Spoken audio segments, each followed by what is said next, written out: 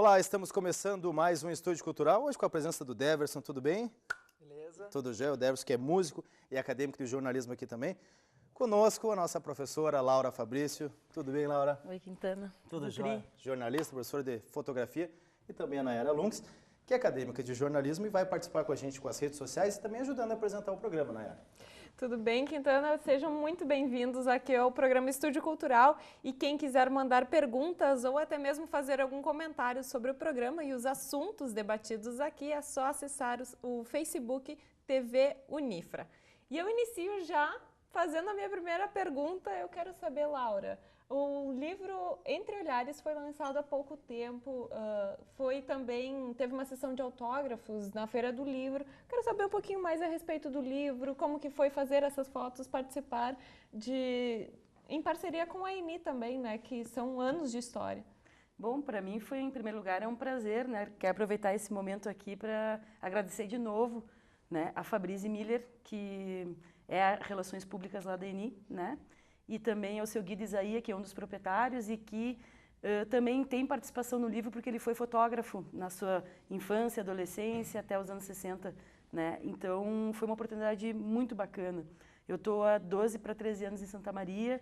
Quando estava como fotojornalista do Diário, eu tinha mais oportunidade de fotografar, mas esse olhar sobre a cidade e que contribui com a cultura da cidade foi para mim um convite fantástico, uma delícia de fazer e que está aí com uma boa repercussão, né, com esse livro que é um livro histórico, né? É um trabalho que foi proposto pela Eni, não foi um trabalho que eu propusesse para eles. A Fabrício me procurou em novembro do ano passado e me pediu para que nas férias em janeiro, né, nesse período que a gente não tem aulas aqui na Unifra, eu pudesse me lançar sobre esse trabalho. Foi ótimo, eu tive uma possibilidade de andar de teco-teco pela cidade, fazer fotos aéreas, conhecer fotografias de lugares e prédios que já não existem mais em Santa Maria e que eu fiz essa releitura, né, desses espaços. Então, contribuir com a cidade, em termos de cultura, com aquilo que é a minha vida, que é a fotografia, sem dúvidas, foi uma situação maravilhosa e incrível, né? O livro, na verdade, como eu digo, ele não é meu, né? Eu trabalhei com imagens, com releituras de fotografias de diversas décadas da cidade.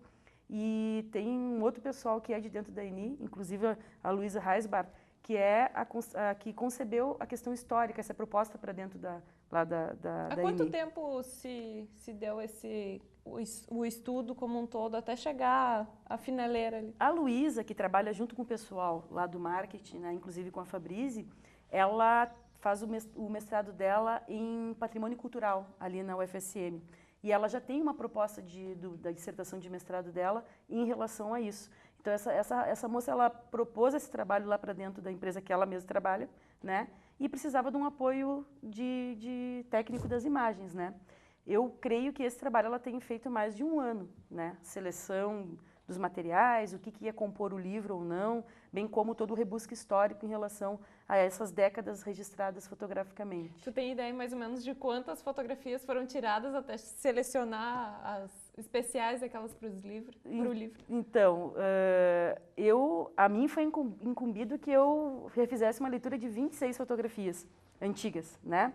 Mas o montante de fotos que eu fiz e que ficou para um acervo tanto pessoal para mim quanto para a Eni, a Fundação Eni, foi de mais de 2.000 fotografias. Um trabalho primoroso, assim. Laura, só para o pessoal vai ficar curioso, com certeza, com essa conversa. Acabou a Feira do Livro. Quem quiser ter acesso a uma dessas obras? Esse livro é uma distribuição gratuita, né? Justamente porque a Fundação Eni fomenta muita cultura na cidade, o que é bom para quem é ligado a um setor cultural, por exemplo, como a fotografia, né? A repercussão que isso nos dá em termos profissionais. Mas quem quiser ter acesso ao livro, acho que tem que se dirigir até uma loja Eni, porque é uma distribuição gratuita. Então, deve ter um número X de exemplares aí que a Fundação Eni vai botar disponível para que as pessoas de Santa Maria guardem nas suas bibliotecas um pouco da história da sua cidade.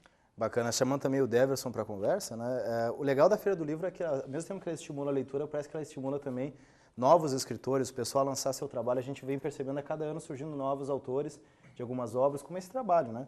Que vocês acabam de divulgar. Tua percepção da Feira do Livro, que agora acabou semana passada? Feira do Livro, para mim, é importantíssimo em Santa Maria, né? Porto Alegre também é maravilhosa a feira, mas aqui em Santa Maria já está, acho, na 26ª edição, é isso?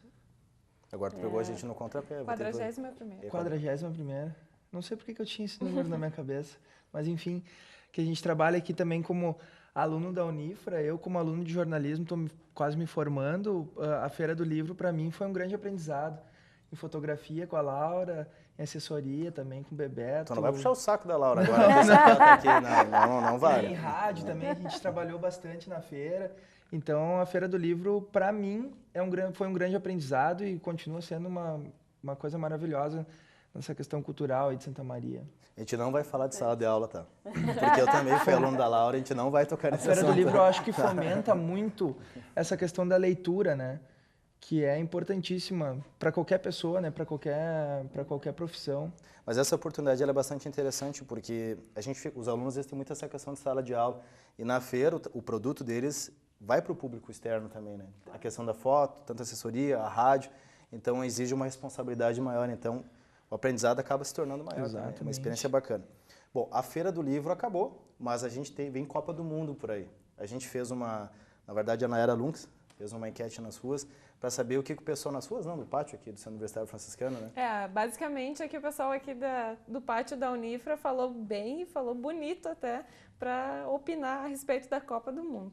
Na verdade porque a gente vem sentindo um momento de muitas críticas, tem toda a questão da organização. A gente quis saber do pessoal, será que o pessoal vai estar apoiando a seleção ou esse momento de crítica vai se tornar algo ainda maior durante a Copa do Mundo? Então, pedir para o Robson rodar, então, essa participação do pessoal aqui do Centro Universitário Franciscano. Vai ser bom para o futebol, vai ser bom para todo mundo, o problema é só a questão política, 12 sedes, que extrapolou o número necessário. E na Alemanha foram 8, aqui vai ser 12, num país bem maior, vão ter que viajar muito mais, vai atrapalhar muito mais o trânsito aéreo, os gastos necessários, o atraso nas obras. Esse é o lado ruim. O lado bom vai ser a festa, que todo mundo vai ter uma espécie de um nacionalismo que todo mundo vai apoiar, né? Eu acho que o pessoal ele vai criticar bastante até a Copa, mas depois, quando chegar, o pessoal vai torcer bastante, vai torcer pelo Brasil. Chegando na Copa do Mundo, todo mundo vai fazer festa e tal, mas o problema agora está sendo a fiscalização e a organização, né? É difícil não torcer para a seleção, eu particularmente gosto muito do futebol, mas essa questão política realmente me faz pensar um pouco assim, se é o certo pro país, né? Eu acho que o povo tem que se manifestar mesmo, não se contentar com apenas um jogo que na verdade não vai trazer benefício algum, também, né, pelos investimentos que foram retirados das políticas públicas, de tudo, né, que foi feito. Eu acho que tem que se manifestar e não se contentar só com o jogo. A Copa do Mundo é uma coisa ridícula, para começar. Não necessariamente no aspecto da Copa do Mundo no Brasil, mas de um modo geral. Porque muitos dos países, ainda que tenham riqueza suficiente para bancar toda essa infraestrutura que é necessária, continuam precisando usar em outras coisas que poderiam ser muito melhor utilizadas. Porque é bonito, é legal tudo, eu acho legal, realmente, a abertura da Copa principalmente. Mas é aquele mês. Primeiro que não vai ter Copa. Por mais que aconteça a Copa, deva ser lembrado, esse grito deve ser, de aglutinação deve ser lembrado do não vai ter Copa. E a gente deve se perguntar, Copa do Mundo para quem? Não houve o mínimo de preparo para que esse grande evento, que é a Copa do Mundo, fosse feito aqui no Brasil.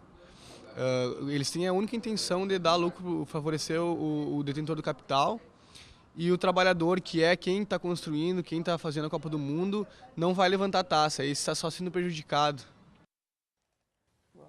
Algumas opiniões bem fortes, né? Nossa. Verdade. Então, particularmente, eu tenho opinião bem dividida sobre isso. Não, é justamente essa a ideia. Eu gosto muito de futebol. Eu venho de uma família que a cultura do futebol é muito forte. Eu tive 2 irmãos jogadores de futebol aqui no estado e fora também.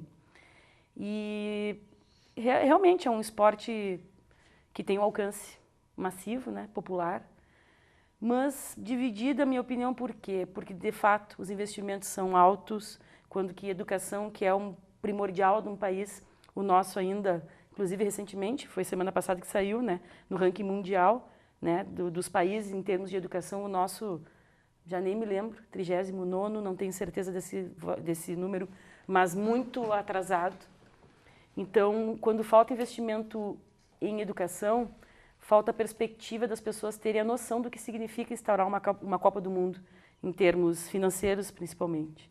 Desvia-se verbas, né, que não aparecem, daqui um pouco vão aparecer. Não está pronto também, o que é muito ruim para o país, a imagem do país.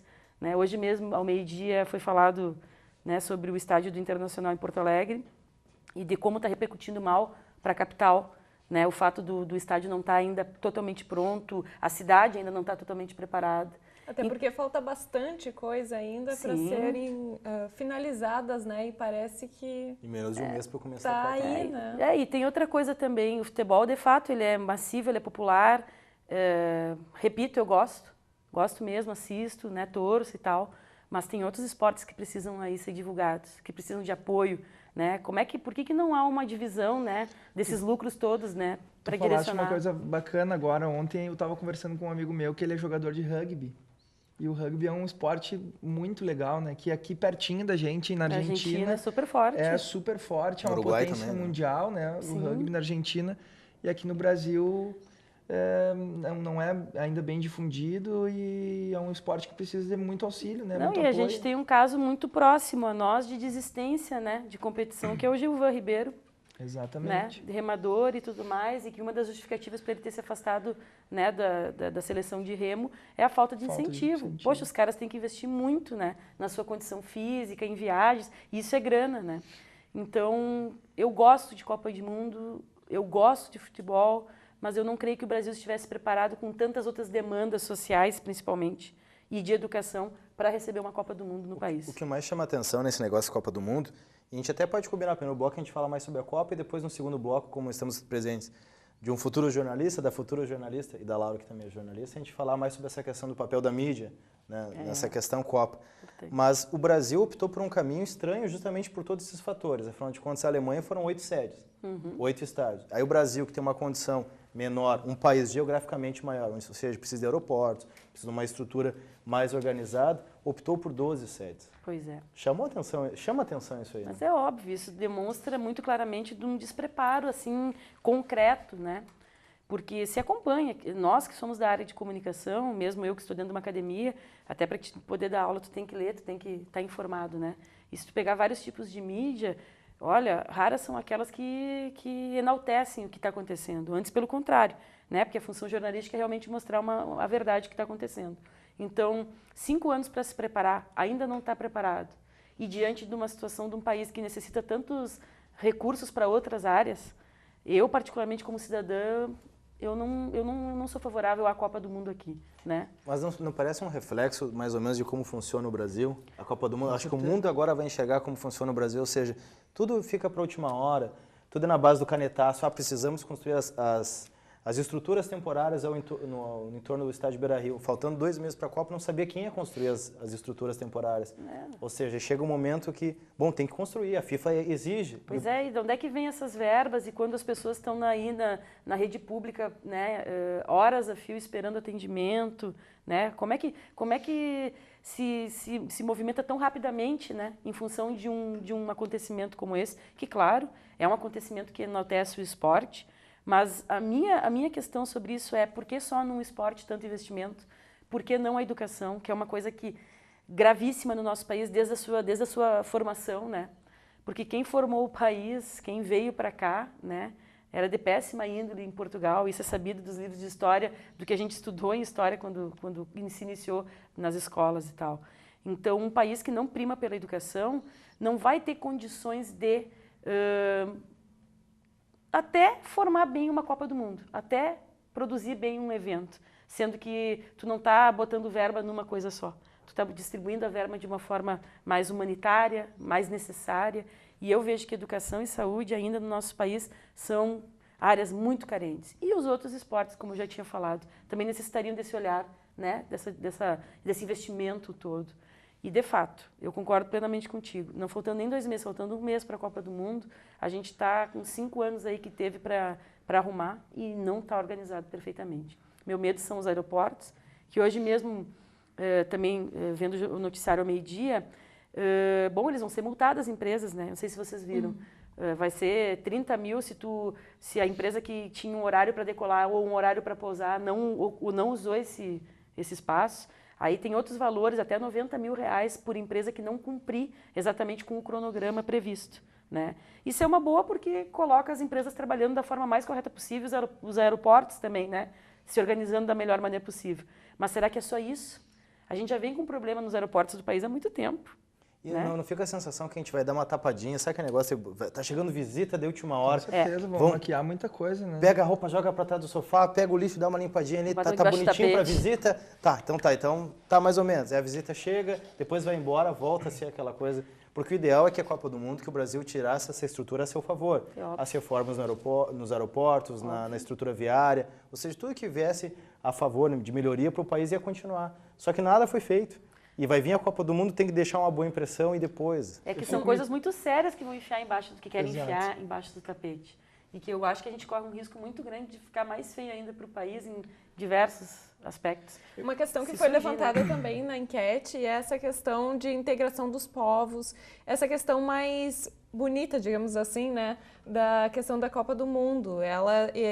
Eles trouxeram também essa integração dos povos, esse pessoal que está vindo para cá, bem essa questão que a gente está levantando agora, será que não vai ser só para turismo? Será que...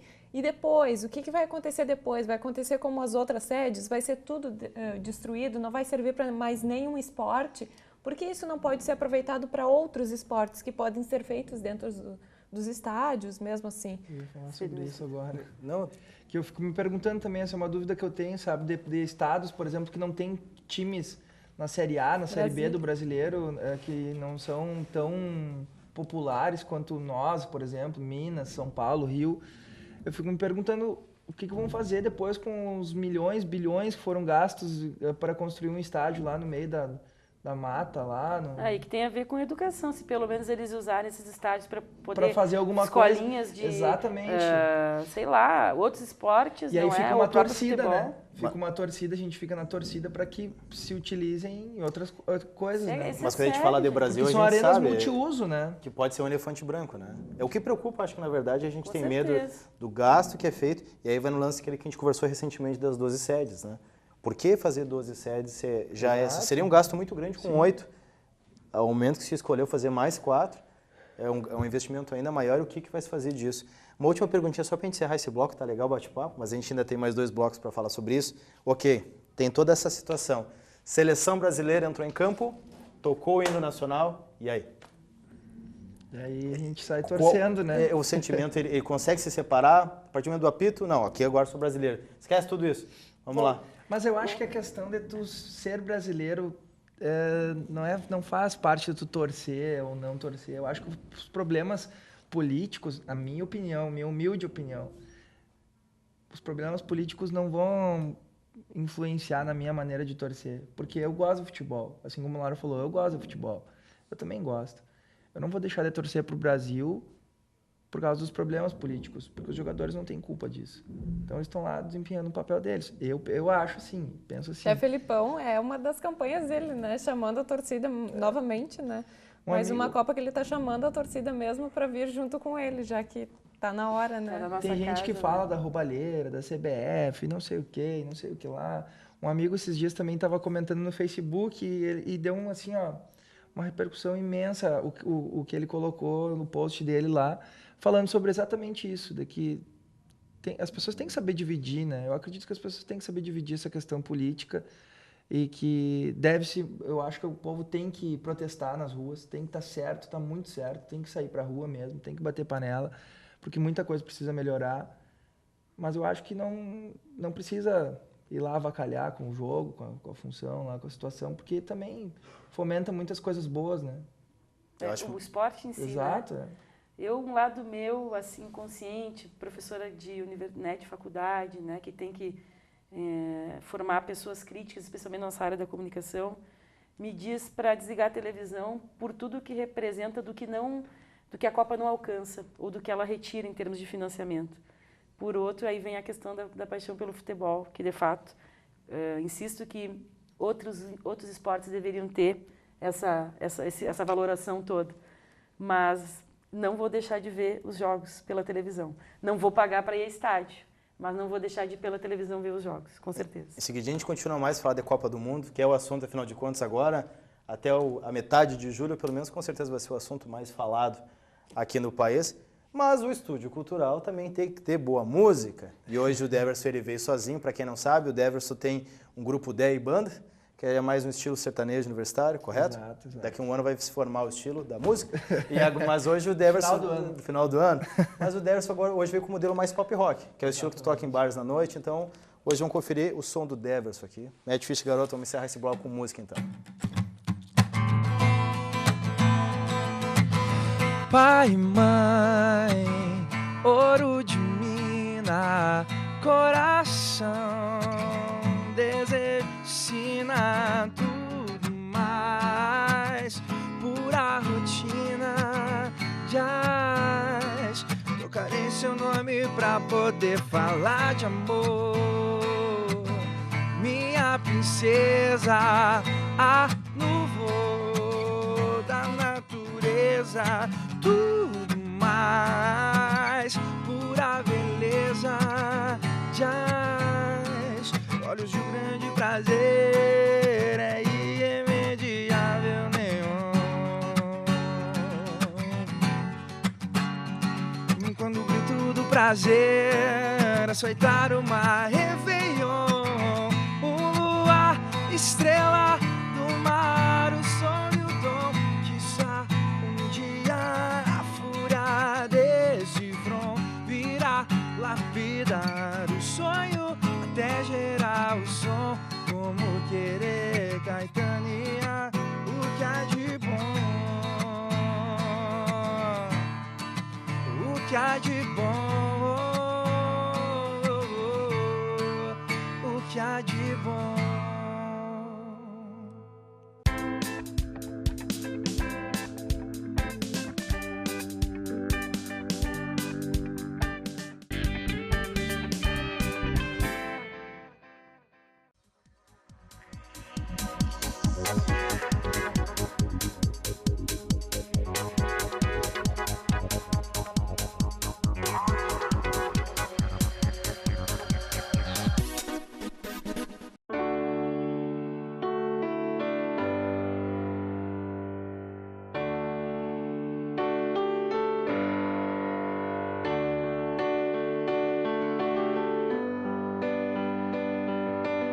E no fim de tudo, pipa e vento, num belo momento, vão chegar ao céu.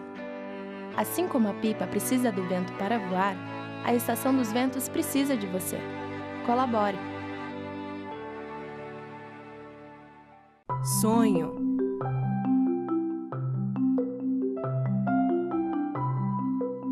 Esperança. Realização.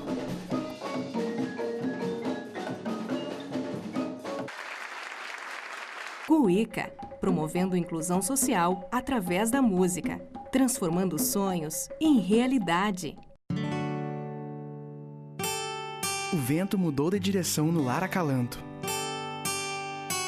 Agora, além de amparar crianças que convivem com o vírus HIV, a casa está acolhendo famílias e crianças que possuem doenças crônicas degenerativas.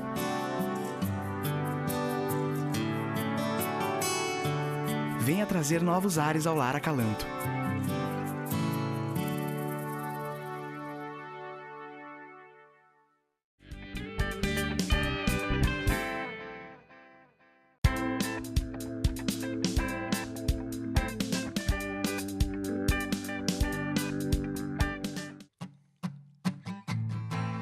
Ando sozinho pelas ruas das esquinas de qualquer lugar. Vejo o menino, velho pássaro, que não se cansa de voar. Ares de uma mulher, corpo que seduz, me levam sempre para lá. Pare e vejo uma luz, pode ser o sol, e nada poderá mudar. Te peço pra lembrar que o dia nasce, acaba, responda quem chama, teu abraço e mais nada. Te peço pra lembrar que o dia nasce, acaba, responda quem chama.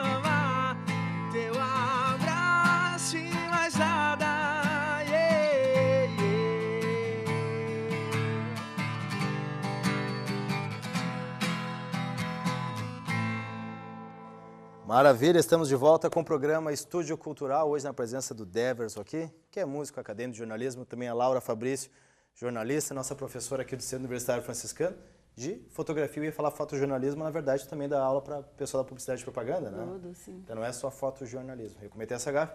E a Nayara Lunks, que interage com o pessoal nas redes sociais, também ajuda na apresentação do programa. No final do último bloco, a gente estava falando sobre a questão de Copa do Mundo, né?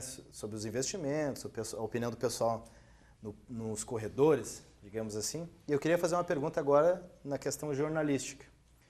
A Laura falou que gosta de futebol, o Deverson também falou isso.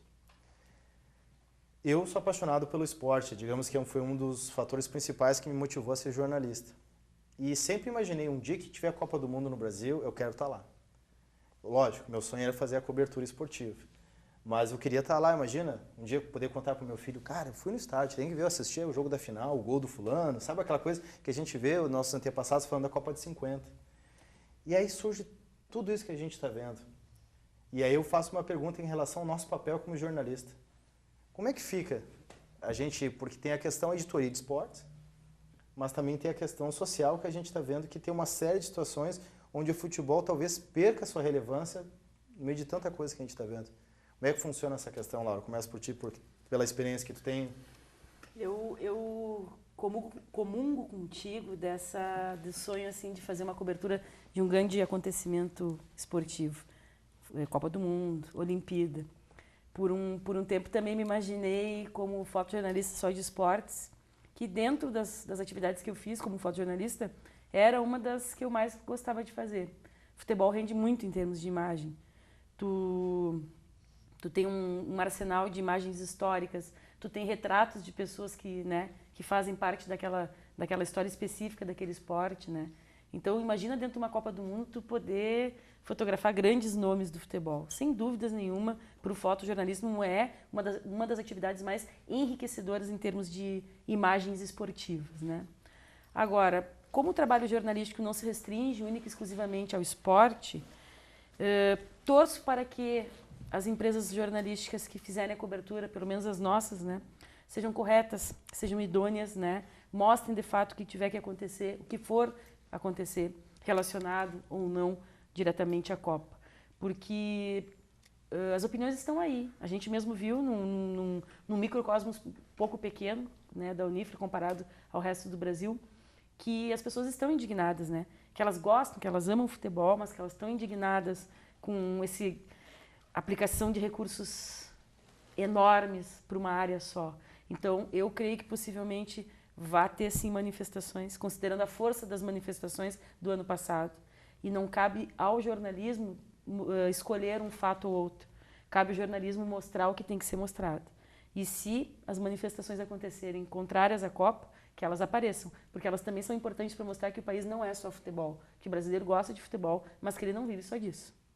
Então é importante.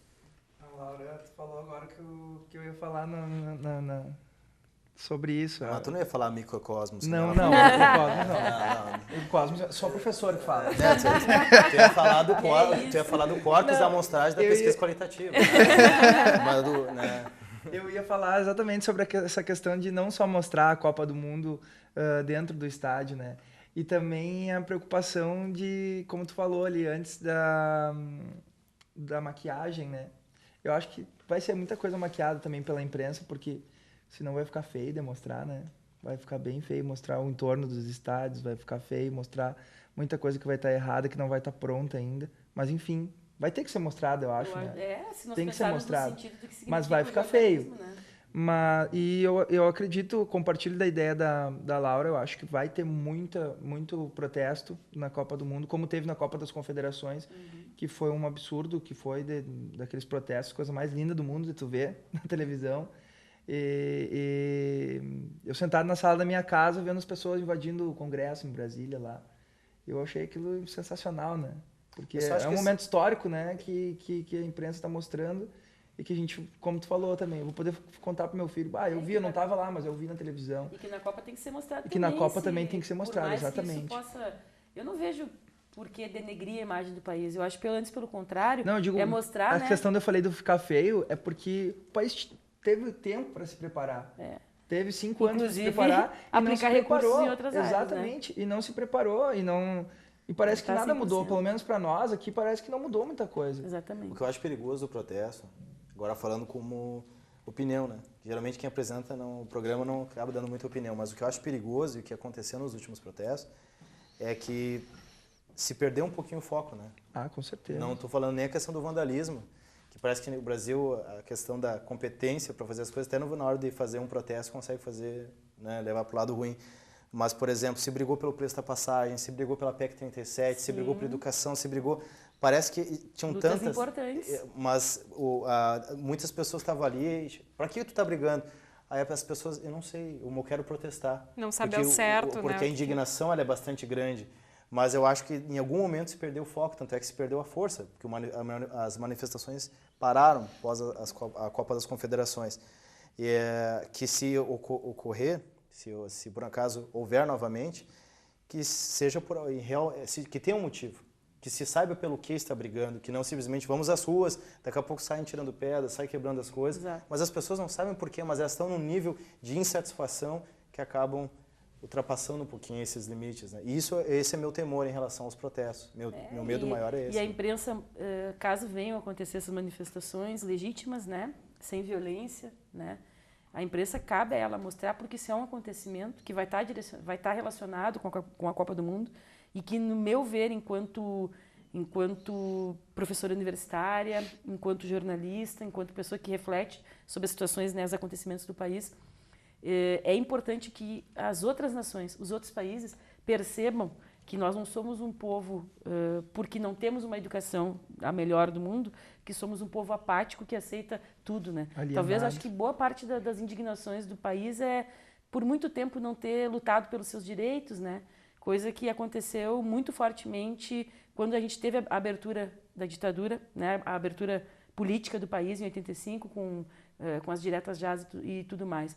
Eu, pelo menos, que estou com 39 anos, eu vi uma geração ainda que tentou se ensaiar enquanto, né, militante, que foi os caras pintados, na época do período do Collor. Depois teve um apagamento total, assim, né? Isso é reflexo de tanta coisa. Por exemplo, tu abriste o programa falando sobre a importância da Feira do Livro para uma cidade. Isso é educação, isso é leitura, é abrir a cabeça das pessoas.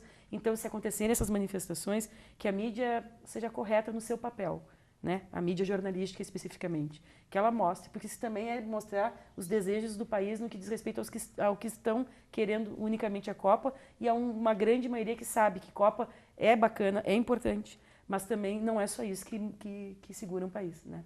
Eu digo que o Otávio deve lembrar bem ali, a gente voltava de São Leopoldo, lembra, Otávio? A gente vinha de um encontro das TVs universitárias e a gente veio numa viagem com bastante chuva. Então, a viagem com chuva já é estressante por si só, ela é tensa. E a gente estava escutando uma rádio que estava narrando uma manifestação em Porto Alegre. E aquilo tornou a viagem mais tensa ainda, porque era só notícia, os containers sendo queimados, o banco sendo apedrejado, vidraça de supermercado, o shopping, está tendo briga aqui, gritaria, e tiro, e bala de borracha. E diga-se de passagem que essa viagem também é tensa, porque uma das áreas que não se tem recurso corretamente aplicado são a malha né, rodoviária do país. Não, que exato. se perde horror exatamente. com o translado das colheitas e tal, né? A nossa rodovia já passa por uma situação bastante complicada. A gente vindo à noite, com chuva, e ainda escutando aquilo, eu olhava para o Otávio assim, aquela coisa de... Não tinha como dormir, né? Porque a viagem estava tão tensa que esse risco não corria. Mas eu cheguei aqui numa tensão em Santa Maria que eu lembro que doía todo o corpo, assim, parecia que eu vinha fazendo musculação, digamos, academia, só assim para fazer academia. Mas de lá até aqui, porque realmente aquilo era só notícias ruins, fogo, destruição, e aí tu via notícia de gente ferida, gente baleada. A gente teve naquela situação lá no Rio de Janeiro de um cinegrafista que acabou morrendo. Quer dizer, isso realmente preocupa, né? Porque a gente vê situações de outros países, como na Argentina, ou até mesmo no Oriente, algumas manifestações geralmente acabam em confusão, acabam, infelizmente, em mortes. Então, e a gente sabe que a polícia, no momento que começa, a polícia está ali acompanhando a manifestação pacífica. A partir do momento que e aí que está um ou dois, no meio da multidão de 1000 pessoas, atirar a primeira pedra, É difícil de conter o resto, né? E vem a Pelo retaliação, menos né? os que não são totalmente conscientes, né? Exato. Mas o que leva, né, essas manifestações a acontecerem? O que leva grupos que não são minorias, na bem da verdade? As pessoas não, como tu mesmo disseste ano passado, nas grandes manifestações, que não tinham um foco específico, mas vários focos, né? O que acontece o que está acontecendo com o país? Eu, como pessoa, eu vejo que o que está acontecendo no país é ter a certeza de que as desigualdades são abissais. É óbvio que se a gente pegar um grande teórico aí, o Marx, por exemplo, né? E pensar que não existe como não ter classes, diferenciação de classes, até aí dá para se entender. Mas tanta desigualdade, né? E que causa um grande contingente de miséria no país, isso também é uma das questões que motivam para as pessoas saírem às ruas. Né? Não ter acesso à educação, não ter acesso a tudo que um sujeito, um cidadão, um ser humano tem direito. Né? Eu entendo a motivação, né, dessas manifestações. E como cidadã, pelo menos as que são pacíficas, eu endosso. Né? E de uma certa forma, até dá para entender um pouco da questão da violência. Isso tudo também é fruto da principal questão do que eu estou falando aqui hoje. A questão do acesso à educação, que as pessoas tenham condições de crescer, condições de se manter, condições de pagar o seu dia a dia, né? Mas, claro, eu sou totalmente contra a violência, porque a violência não vai, ela por si só, levar a nada. O que vale é a manifestação correta, justa, né, e digna, que o cidadão tenha o direito, né, para que esse país, de fato, seja mais justo para todos. Hein, Laura, uma questão também que a gente fica preocupado, assim como o Deverson, também me formo daqui um pouquinho, né, como jornalista, é essa questão da violência, como a gente havia conversado, com jornalistas.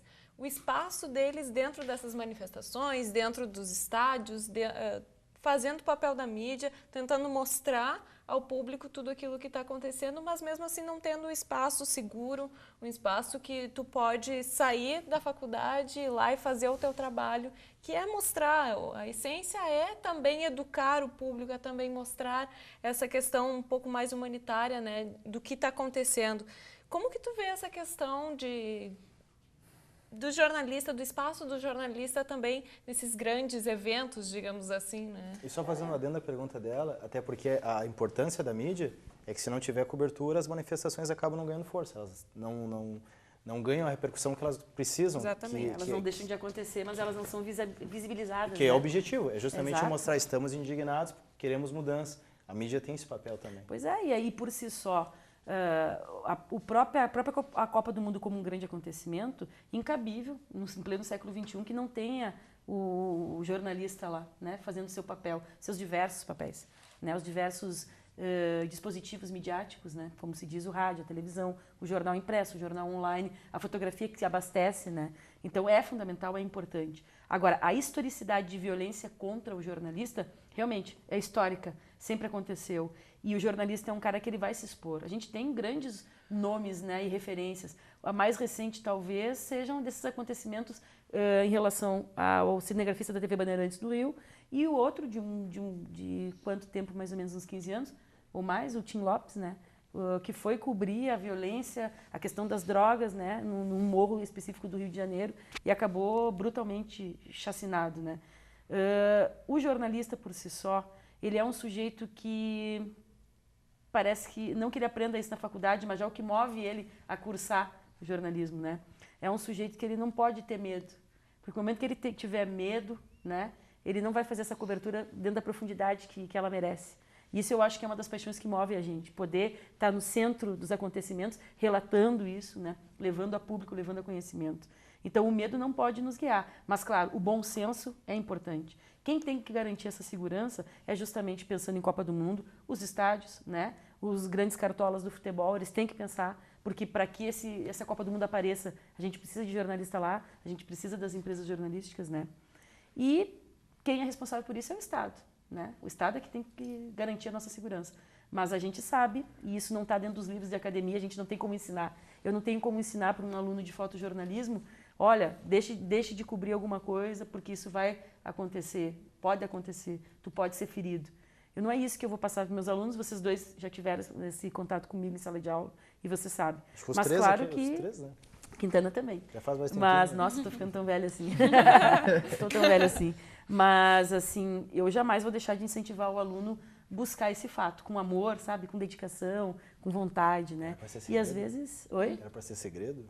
Sobre a idade? Aluno? Não, nem de jeito nenhum. A gente tinha esquecido. Já passaram tempos, né? É importante o papel do jornalista. É fundamental. É ele a peça que faz uma empresa funcionar, uma empresa midiática. Inclusive, por exemplo, a TV Unifra só está aqui porque tem jornalista formado, jornalista em formação, bons cinegrafistas, né? Então, o nosso papel é estar nesses lugares. Mas nós também temos que nos cuidar enquanto sujeito, antes de ser profissional, até onde a gente vai para levar essa notícia. Tem que levar, né? Não existe uma medida, né? Eu digo com meus alunos, olha, mesmo ano passado, né, com os acontecimentos que tiveram, públicos, né, das manifestações, gente, nós vamos, mas use o bom senso. Vocês não são jornalistas, vocês estão em formação, né? Mas não deixem de registrar, dentro do possível, tentar mostrar a realidade. Esse é o papel do jornalista. E esse papel, às vezes, te expõe. E quem deveria garantir a nossa segurança, a segurança do jornalista, é o Estado. E se sabe, historicamente, no mundo, que nem sempre o Estado tem condições de garantir, porque o jornalista incomoda. Né? Vamos agora, então, ao papel do músico, Deverson. Vamos encerrar o bloco, então? Vamos lá. Que é tão legal ouvir a Laura com a experiência dela, né? É verdade. E aí a gente acaba querendo falar mais sobre o assunto, assim. Se não me cortarem, eu vou falando. Não. O Robson me avisa aqui para cortar.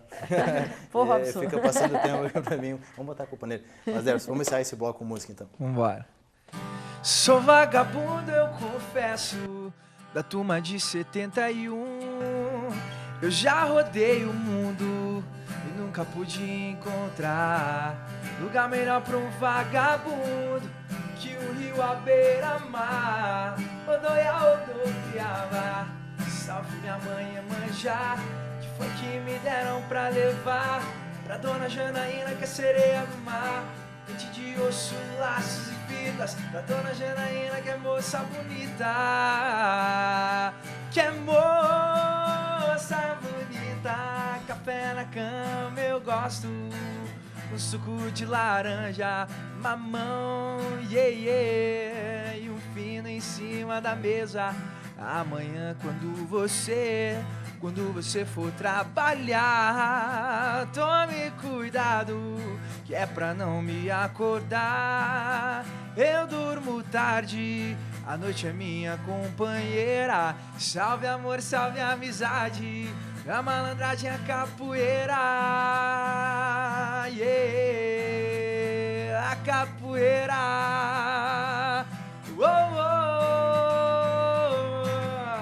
Sou vagabundo, eu confesso.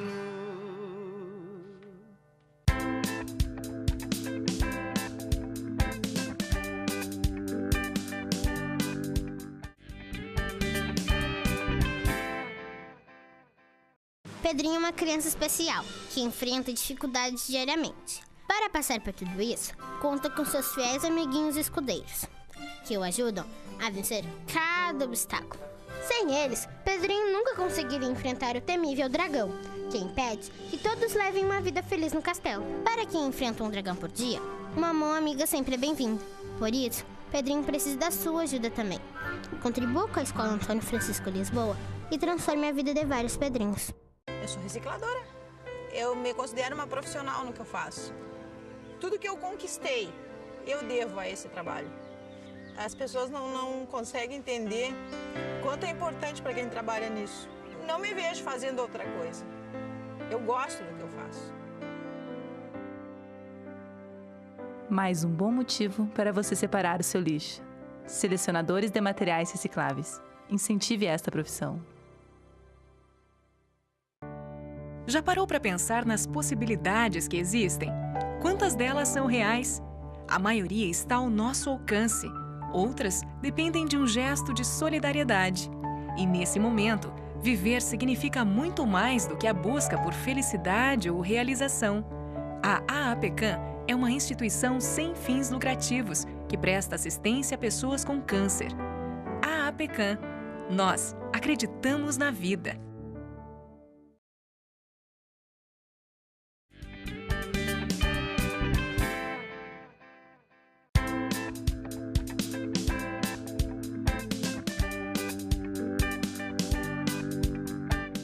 Voltamos com o terceiro bloco do programa Estúdio Cultural, agora com uma homenagem que a gente não gostaria de estar fazendo, na verdade. Afinal de contas, aos 75 anos, partiu o cantor, o músico Jair Rodrigues.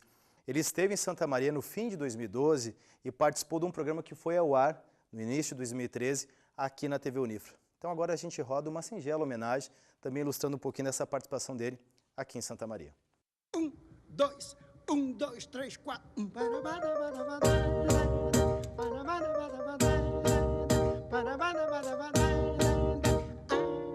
Deixa que digam, que pensem, que falem. Deixa isso pra lá e vem pra cá, o que que tem? Não tô fazendo nada, você também? Faz mal bater um papo assim gostoso com alguém? Deixa que digam, que pensem, que falem. Deixa isso pra lá e vem pra cá, o que que tem? Eu não tô fazendo nada, você também? Faz mal bater um papo assim gostoso com alguém? Vai por mim, balanço de amor é assim. Mãozinhas com mãozinhas pra lá, beijinhos e beijinhos pra cá. Vem balançar, amor é balanceio, meu bem. Só vai no meu balanço quem tem carinho para dar. Deixa que digam, que pensem, que falem.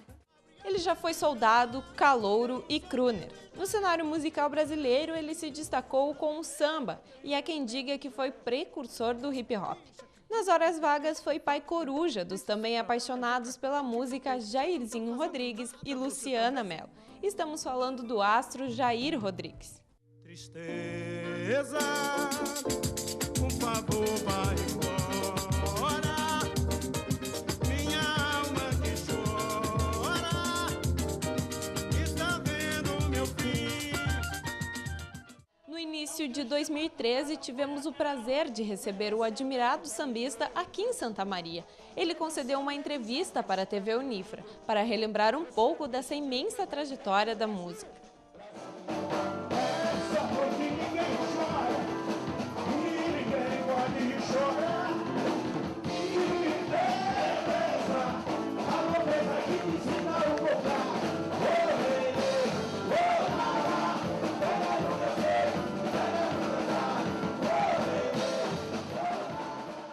Dos 14 aos 19 anos, eu fui para São Carlos. E aonde eu cantei pela primeira vez, acho que foi em Nova Europa, ainda na minha meninice. Minha mãe me levou para fazer parte de um coral de igreja lá de Nova Europa. Que ela sempre dizia que eu cantava muito bem, que Deus tinha me dado esse dom da música, então ela me botou a cantar no coral da igreja. Então eu fiquei cantando. Jair foi premiado pela sua voz e interpretação em diferentes ritmos: rap, sertanejo, MPB e bossa nova. Deixa o samba morrer, não deixa o samba acabar. O povo foi feito de samba pra gente sambar. Eu fui crooner, cantei 10 anos na noite, né? E aí, então, o pessoal só... Tá certo que o ritmo que eu mais gosto de cantar é o ritmo de samba, mas eu queria mostrar outras coisas, né? Queria mostrar que a gente, na noite, você canta seresta, você canta forró, você canta sertanejo, você canta samba, sambão, você canta samba bossa nova, você canta de tudo, né? E eu tinha isso dentro do meu repertório.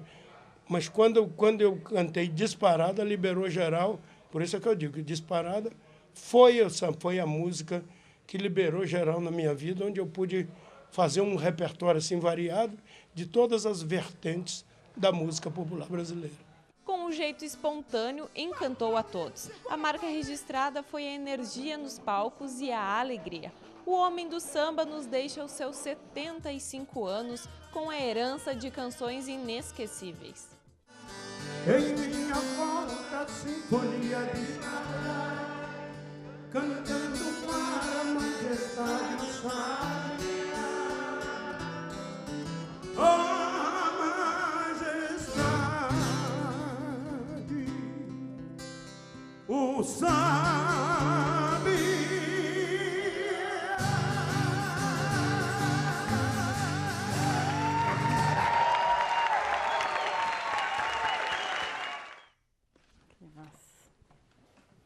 Difícil de falar, né? Difícil de falar. Eu, particularmente, eu achava que o Jair era imortal, né? Eu sei que é um exagero falar, mas ele tinha uma energia, uma alegria que era contagiante, que hoje em dia é tantas pessoas que nos puxam para baixo, né? Tu chega num lugar, aquela coisa, problema. E ele tinha uma coisa que ele tá sempre elétrico, né? Sempre para cima. E ele no palco com aquela mãozinha, aquele gesto que ficou eternizado. Quando eu soube da notícia, eu digo, não, tem alguma coisa estranha, porque a gente sempre espera que venha uma notícia prévia, está doente, um acidente, uma doença. E quando eu entrei na internet, vi a notícia assim, eu digo, sabe quando tu toma um choque, que tu diz, não é verdade? Para mim foi um choque, eu acho que a cultura brasileira perde muito, né? Com certeza. Eu particularmente pensei, de cara já pensei na minha família, em Juí, né? Os meus pais moraram muitos anos no Rio de Janeiro, os meus irmãos são todos cariocas, sou eu que sou gaúcha de Juí, né? E meu pai e minha mãe também são gaúchos. Mas moraram muito tempo lá e pegaram esses grandes festivais da música popular brasileira, né? Que ele também foi um precursor de festivais. E eu sempre ouço meu pai falando assim, e ele é muito fã do Jair Rodrigues, da versatilidade, né? Da genialidade desse cantor, da referência que ele é para o país, indo diversos estilos musicais. Poxa, né, para quem é músico, isso deve ser um barato. O cara samba, hip hop, como deu ali na matéria, que é uma coisa que eu não tinha me dado conta. Sertanejo, né, de ser respeitado em todos os guetos, idades, meios, de ter 2 filhos que são muito bons cantores também. Pô, quem é que não lembra de Jairzinho na época do Balão Mágico, né? Que já se despontava naquele período. Particularmente, como eu gosto de música boa, e creio que ele faça parte disso, sem dúvidas nenhuma, é uma perda lastimável. Antes de passar a bola para o Deverson, tem uma outra coisa interessante. Às vezes vêm artistas não tão renomados quanto o Jair Rodrigues aqui em Santa Maria, e a dificuldade que a gente tem de ter acesso a essas pessoas, não, nós somos globais, né? A gente não dá entrevista para uma TV universitária. Pois é, isso é um absurdo, né? O Jair Rodrigues recebeu a gente, tá aí o Otávio que participou da entrevista ali, e o Otávio deve ter uma lembrança ainda mais forte, porque pega aquela questão dos bastidores ainda, né? Que não é aquela coisa, tipo, ligou o microfone, sorriso, desligou a câmera. É aquela pessoa que é simpática, aquela pessoa que recebe com carinho. Tu viu, ele deu entrevista, concedeu sentado, não é aquela coisa, tem 1 minuto para falar, fica de pé. Não, ele recebeu sentado, aceitou fazer uma entrevista, um bate-papo, numa boa. E é uma referência, talvez tu não seja tão fã pela questão da época, estilo, mas ele se torna uma referência para essa questão da versatilidade que a Laura falou, né? Com certeza. A gente vinha falando até antes do início do programa, né? Essa deixa, que diga, que pensa. Isso aí fica na tua cabeça, né? Marcado, é um chiclete, isso aí. Então, essa foi uma perda muito grande, eu acredito. Essa questão que tu falou da humildade dele ter recebido a TV Unifra, isso eu acho que é muito importante para o artista, não só o músico, mas como para qualquer pessoa, na verdade, né? Mas, às vezes, o músico, o jogador de futebol, o artista global... Uma pessoa pública, enfim, né? uma pessoa pública, é exatamente isso. Ela é pública, ela está na mídia. Eu acho que a pessoa ela nunca deve esquecer de que ela não é só pública, de que ela é um ser humano, que ela é uma pessoa de verdade. E, às vezes, as pessoas esquecem muito disso. Eu acho que o Jair Rodrigues era um grande exemplo disso, essa simplicidade dele em cima do palco, dançando e, entre aspas, se saracoteando em cima do palco, como diz o gaúcho, né? Plantando bananeira. Exatamente. Então, né? acho que nós, como eu como músico, como artista de palco e tudo mais, acho que o cara tem muito a aprender assim com ele, olhando os vídeos dele, ouvindo as canções. E que oportunidade, né, Quintana? Fazendo um link com o outro bloco. Só tem essas oportunidades o cara que está na área da comunicação, né, ou fez um curso de jornalismo e tal, com diploma, diga-se de passagem, extremamente importante. Ter a oportunidade de entrevistar um cara como esse, que faz parte da história da música brasileira, da música popular brasileira, eu acho fantástico, né? E ter a oportunidade de conhecer uma pessoa como ele, assim, eu não tive. Nunca fui a um show também, infelizmente, sabe? A honra foi do acadêmico aqui, o Rodrigo Gonçalves. Imagina, que né? está se formando agora, na época participava de um projeto com a professora Nelly, e foi até a praça entrevistar ele. Mas eu confesso para vocês que está difícil de digerir essa notícia. Não que eu fosse um grande fã, eu gosto muito do Jair Rodrigues, mas eu gostava mais da pessoa dele. Todas essas músicas que tocaram, eu sou apaixonado por essas músicas. Mas se pegar um repertório, eu não ficava escutando o Jair Rodrigues com uma certa frequência. Mas o reconhecimento ao artista, com certeza. Assim, porque é uma perda, inclusive, da referência que ele é, na sua criatividade, né, do que ele trouxe para a música, das pessoas novas que se espelham nele, certamente, né? E, poxa, porque a gente está carente de... Eu respeito muito todos os gêneros musicais e artistas, óbvio. A nós não cabe fazer um julgamento desse tipo. Mas, como pessoa, eu tenho muito claro o que eu gosto e o que eu não gosto. E eu acho que ele é uma perda porque ele representava uma força para a música brasileira, né, o espelhamento dele para as novas gerações, que deveriam prestar mais atenção, inclusive, né, para manter uma qualidade da sonoridade, da poesia brasileira na música. Beleza, a gente vai encerrar então o programa Estúdio Cultural. Deverson, fica o conselho para ti, viu? Quando estiver lá em cima, não esquece da gente. E outra coisa, né? Vou manter a humildade, estou brincando contigo, Não sucesso para ti. Nayara, então, as redes sociais, o pessoal continuar interagindo conosco, dar sugestões. Quem assistir esse programa no canal 15 ou no YouTube, quem quiser interagir conosco. É só acessar o Facebook da TV Unifra, o programa também vai estar disponível lá para quem não conseguiu ver pelo canal 15 da NET, é só acessar lá que vai estar toda a programação e o programa completinho lá. Tá certo, então. Mestre, Laura, um abraço aqui, um beijo. Muito obrigada pelo convite, Obrigadão foi um por ter prazer vindo. participar. Deixa o teu contato aí pra galera, pelo Facebook, coisa parecida. Tem a questão das fotos que tu trabalha fora, tem a questão do livro, o pessoal quiser interagir contigo. Então, para me achar pelas redes, especialmente o Facebook, que é um dos mais utilizados, é Laura Fabrício, não tem erro, né? E por e-mail, laurafabricio@gmail.com. E no mais, eu estou aqui dentro da Unifra, no 7º andar, tocada no laboratório de foto. A Laura não quis contar um trecho da história dela, que ela veio do Canadá e tal, mas a gente deixa uma outra oportunidade, tá? Deverson, obrigado por ter vindo, cara. Quintana, eu que agradeço. Sucesso para ti como jornalista, como músico, Dé e banda, Deverson na carreira solo. Exato. Luz para ti, muito sucesso. Obrigado. Meu garoto, teu contato. Pessoal, só não esqueça, mandem sugestões para o tvunifra@unifra.br ou para o Facebook, como a Nayara falou anteriormente. Deixa teu contato para a galera antes de tu encerrar com música aqui com a gente. facebook.com/Dé e banda, sem acento, né? Tudo junto. E o contato é na Sandor Melo Produções Artísticas, 9132-4000. Beleza, contigo agora, meu garoto, encerrando o programa. Pessoal, até semana que vem, brigadão. Tchau.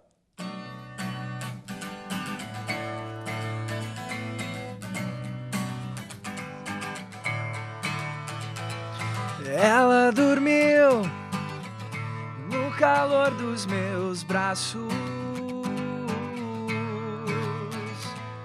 e eu acordei sem saber se era um sonho. Algum tempo atrás pensei em te dizer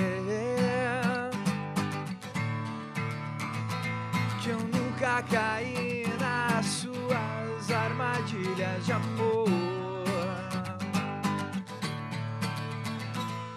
Naquele amor, a sua maneira, perdendo meu tempo a noite inteira. Naquele amor, a sua maneira, perdendo meu tempo a noite inteira. A noite inteira.